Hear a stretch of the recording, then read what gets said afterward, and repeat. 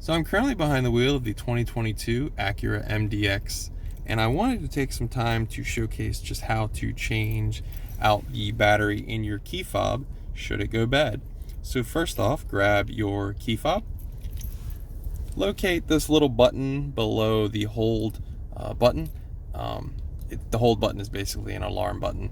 You're going to push this button that doesn't have any image on it. You're going to push and hold down and take where there would be a keychain and kind of pull out. What this is going to do is release a manual key that is hidden inside the key fob.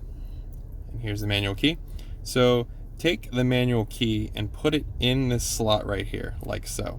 And what you're going to be doing is basically popping the side that says Acura or the Acura emblem on it and popping it up, because just on this side is where the battery is hidden. So stick the manual key in there and twist up or down, whatever your preference is, but you're basically going to be popping this Acura side off. So here we go.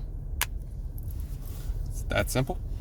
Use your fingers to gently remove, and that will reveal a Panasonic CR2032 battery. I'll put a link in the description, which will easily get you to this battery on Amazon, which is basically the cheapest spot you can get one. You can use your fingers to hit these two spots and basically release the battery. This is a brand new key fob, so I do not need to remove the battery. When you install a new battery, be careful not to touch the opposite side of the writing, so the oils on your fingers do not diminish the longevity of the battery's life.